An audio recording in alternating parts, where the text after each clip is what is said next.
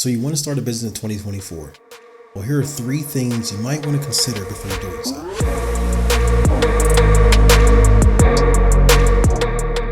What's up, guys? It's Rodney here, and I've been in real estate for the last 6 years. So I just thought I'd share my experience with you and hopefully give you some good advice so that your journey could be a little bit easier. Now, today we're going to be talking about starting a business and 3 things I feel that you should consider when doing so.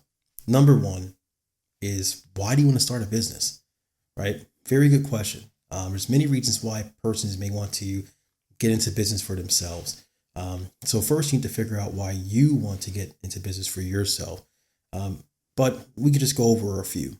Over the years, I've come to see that for the most part, most of us want to start a business for the same reasons, really, right? The first one being more money, right? Everybody wants more money. So is that why you want to start a business? Now, of course, if that's why you want to start a business, there's nothing wrong with that, right? Many people want to start a business because they want more money, right, than what they're currently making at their job, right? Or maybe you're not making any money at all because you just got laid off, or maybe you're fired. Whatever the case is, you want more money. A few things to keep in mind with that, though. First thing is that when you are starting a business, typically, of course, it varies between varies between different sectors, different industries. However, for the most part, when starting a business, typically you're not going to make that much money starting out, right? And this is definitely something to consider if you're working a job. So, for example, let's say you're working a job and maybe you're making $45,000 a year, right? And I'll take a fairly easy business to start, and let's say a lawn company. Let's say you want to start a lawn business, right? Now, in my area, typically guys are charging about $100 a month. You have to ask yourself, well, how many lawns will I need, right? And how many accounts will I need to get in order to at least match that $45,000 a year? Well, the thing is, you're going to need a lot, right? And quite frankly, first starting out, even if you had 10 lawns, that's still only $1,000 a month, right? So if you did some quick math here, $45,000 a year, right? If we were to do that and we divided that by 12, that's about $3,750 a month that you would need. So if you divide that by $100, you're going to need 37 and a half accounts. Let's call it 38 accounts, right? Just to match, really just to match what you're making every month, gross, right? Now, just like you have taxes with your regular job, you're going to have taxes, of course, that you're going to have to pay through your business. Now, of course, you have write-offs and all those things, right? So that'll help you a lot with your taxes. But then you have to think about other things such as maintenance for your machines, wear and tear. Do you have employees, or are you cutting all those 38 lawns yourself, right? So that's something you have to consider, right? And are you cutting it weekly? Or are you cutting it bi-weekly, right? These are things to consider. And so the really big thing, though, is how long it's going to take you to get to that 38, to get 38 accounts, correct? And when you're building it from zero. So the point that I'm making is that although you can make the money, right? And of course, if you double those 38 accounts, you'll double your salary, and that's going to get you into the area where you're making more money than what you're making at your current job. But typically that's going to take some time, right? It's going to take time. So you have to understand that although, yes, starting a business, you can make more money. And for the most part, it's not necessarily the hardest part about it, but you have to understand that it's going to take time, right? And so that brings me into the next part of the why. And a lot of times it's time. Freedom, right? A lot of us want freedom. We see these people on YouTube and they're talking about all the freedom they have in their business, and they're in Maui, they're in Dubai, and they're just having all loads of fun, and they're on their laptop making all this money and stuff. And you're sitting there at your job saying, man, that sucks. I wish I can have that kind of time and make $100,000 a year, right? That's not always the case. And honestly, a lot of it has to depend on the industry or the field that you're actually going in.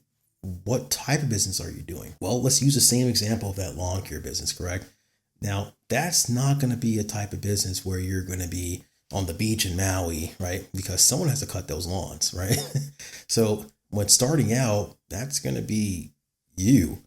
You're cutting those lawns. There's just no way you can cut that lawn and be on the beach in Maui, right? So essentially, you actually may, depending on the demands of the business that you're trying to start, you might end up actually putting in more time in your business than what you actually did at work. And this is probably going to hold true for most businesses that, most of us start. We're going to be putting in the time. If you really want to be successful, we're going to have to put in the time. And a lot of times it's going to equal more time than what we were putting in at the job. Now, a lot of us like to associate time with freedom, but although correlated, not directly, right? So although you may be putting in more time into your business, you definitely still have more freedom. So what is freedom? Well, freedom is the ability really to make your decisions, right? You call the shots. You are in control of your business. And it's the control you have over your business, which gives you the freedom, because it's kind of hard to have freedom without control, right? So it's really having that control over your business that gives you the freedom. So guess what you can do? You can decide that you don't have to work on Thursday or Friday or any weekends or one day a week. If you can some way figure out how to cut those 38 lawns in one day, well, then guess what? You got a 1 day work week, right? And that's what freedom is, right? It awards you the opportunity to really essentially do what you want. You get to work and make your money the way you want to. You do it on your terms, right? That allows you to live life on your terms. That's really what freedom is, right? But it may not necessarily mean that you're saving a whole lot of time. Sometimes you're just shuffling around your time and you're using time the way you want to. So instead of going to work 8 hours a day, 40 hours a week, maybe you still work those 40 hours, but you do it in 3 days. Because 9 times out of 10, you probably can't go to your boss and say, you know what, boss, I don't like being here 5 days a week. Can I work those 40 in 3 days? More than likely, you're going to say no, because it doesn't fit the needs of the company. And, well, the company controls the needs of the company. And you're part of the company. And so, therefore, your time is going to be controlled by the company. Really, one of the best parts of owning your own business is that freedom. If this is what you're looking for, then definitely 2 great reasons to start a business. On to our next point. Number 2, accounting and record keeping. Oh my gosh. I made this mistake when I first started. Complete mess, right? So my accountant was here and my bookkeeper was here. Doesn't work. Don't hire your head to do your accounting, your bookkeeping, or any kind of record keeping. Do not hire your head to do it. If you already start your business and your head, you did hire your head, fire your head immediately before this video ends. You need to get some kind of system in place to keep the accounting and bookkeeping or record keeping of some sort that has to be on par, and it needs to be stellar. It needs to be great. You have to have a really solid system of record keeping in your business. This is going to be paramount. I mean, it's so important, almost more important than actually making the money. It's understanding where the money came from, knowing where it came from, and knowing where it's going. I had no idea of that, or at least I thought I had an idea. But then, when it's tax time and your accountant is asking for, this piece of paper, that piece of paper, you're like, yeah, what? Where's that? And so I was asking my wife where it was, if she knew where it was, and it was a mess, right? And so you have to make sure that your record keeping is solid. I mean, just clean. And so this is going to allow you to really understand, what's going on in your business, really understand the health of your business. And you want to be able to know how healthy or unhealthy your business is at all times. And you should be able to just go on your computer, right? Or if you have hard copies, I recommend both.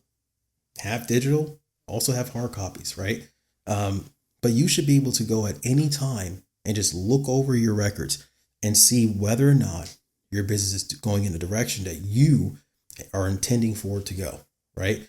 And without these records, you really just don't know. There's just no way for you to tell how your business is doing. There's no reliable way for you to tell, how much better you've been doing from day one up until now, right? You may feel like you're doing something, right? You're making money, your bills are getting paid, you're buying more stuff, right? So life is better, but you just really don't know. You really can't track your performance that well, and tracking that performance and understanding um, where your business is headed, where you're at right now, and then you can kind of set goals, and those goals can be a lot more fine tuned, right? And that's what's really going to help you to grow your business efficiently and effectively. So, some kind of accounting system, some kind of record keeping system, and there's many ways you can do this. You could enlist the help of your spouse. Maybe if you have older children, maybe they can help you out. Some other family members, right? That's some maybe ways you can do it. You can actually hire an accountant, hire a bookkeeper. There's even software that can do it. So, you have to figure out what's the best way to go about with your business. All right. So moving on to the next point. Now, this point, there could be some persons who may not agree with me. And that's fine. That's fine. But number 3, do you like what you're doing? You really, in my opinion, have to have some kind of interest. Really should have rather some interest in what it is that you're doing, right? Now, a lot of times people might want to start a business, and this kind of goes back to that first one. Something I can add to it is they just hate their job and they think that starting a business is going to be better. And that may be the case, but it may not. I don't like my job. I broke. I hate it. And if I start a business, life's going to be better. To an extent, right? The last thing you want to do is this. You don't want to leave a job you hate to start a business that you're going to hate even more. And why would I say you're going to hate that business even more? Well, think of it this way. You hate your job, but you only have to be there for a set window of time, right? So let's say you got a 9 to 5, 5 days a week, right? Well, you hate your job, but you only have to hate it for 8 hours a day. But if you go out and you start, say, that lawn business, well, you never really clock out. See, once you clocked in, you're in. And so, for instance, if there's a customer complaint at 8 a.m., it's not your problem. If there's a customer complaint at 6 p.m., it's just not your problem. Well, what about when you own the business? It's always your problem. Whether you're in bed, whether you're at dinner, whether you're playing with the kids, you're having a family outing, whatever it is, it's your problem. Now, what if you hate that business? What if you hate cutting lawns? Well, you see where I'm going? You're probably not going to be doing it very long. But here's the difference. When you start a job, it didn't cost you very much money to start that job. But unfortunately now you've started a business. So there was resources and then time that you had to put into this. And now it's all futile. It was all for nothing because you just hate this thing so much. You want nothing to do with it because now your life's even worse than it was before. And on top of that, you're not even making more money because you just started the business, right? So that's a recipe for disaster, right? So I think it's very good that you have some interest. When I first got started in real estate, I'm not saying I love real estate, right? I've never done it before, so I didn't know anything really about it, but I did have an interest in it. And that's what led me to go out and get my license. I became interested in real estate investing. I became interested in, just housing in general, and so it started with some interest. And then from there, it built on it. The more I learned about real estate, the more I liked it. And eventually I came to love it. And for the most part, I love real estate. It's great. The market sucks right now, but, I'm thugging it out. So, and the reason why I can do that is because I like it, and so I'm willing to stick with it. And so that's another reason why I really feel you should like what you do, right? Or even love what you do, because you can kind of, that's going to help you survive those cycles, those up and downs, because in business, things go up and down. Unlike a job, your pay may stay the same, right? The economy's bad, the economy's good, but maybe you don't really experience much change. Well, in business, you're going to feel those changes. And so what happens when you're not making the money, right? The business is not doing what you would like it to do. Well, if you love what you do, you like what you do, you'll find other ways. You'll find ways to better the business. You'll find ways to cover over those losses, or just kind of make things work, right? Or just, thugging it out and just keep going until things get better, because they will, right? These things happen in cycles. And so it will eventually get better, and, things will go back to normal. However, if you hate the business, that's just one more reason for you to dump it, right? Or just not care, right? Another thing, if you like the business, you're just organically going to grow as a business, as a person, because your customers are going to see, if it's a heavily customer based business, they're just going to see the joy you have in working for them and providing that service, and that's contagious. They're going to love it, and they're just going to, people want to be around happy people and people who they feel are doing their best, putting their best foot forward in whatever service that they're paying for, because no one wants to feel ripped off, right? And so, if you are, for instance, just use an example of a lawn guy again. If you're a lawn guy and your customer sees you come to their lawn, and every time you leave, oh my gosh, that lawn is just perfect. It looks so nice. And when you're there, they see that you're taking your time. You're not just running over it and you don't care, Of course, you have to manage your time so you can be, remain profitable. However, maybe you're even, leaving a little note or knocking on the door and letting them know, hey, look, you see an issue here. Maybe there's a patch, a dry patch, and you offer a service because you want to make sure that their lawn is always green, right? And so they appreciate that, right? Customers appreciate that, but you're not going to do that if you don't like it. If you don't care, you're trying to make a buck, you're going to run it and gun it. You're gone. You don't care about that. And your customers are going to see that. And so are they going to refer you out? Well, they might refer you if your price is right. But outside of that, there's really not much more they can say. When you like it, you give more value, and it's you're more than just a good price. And so that's a really, I think, strong reason for liking what you do. Again, like I said, the last thing you want to do is leave a job you hate to start a business you'll hate even more. Just wouldn't recommend it. That's all I have for you today. As always, subscribe if you like the content and you want to, hear more of it.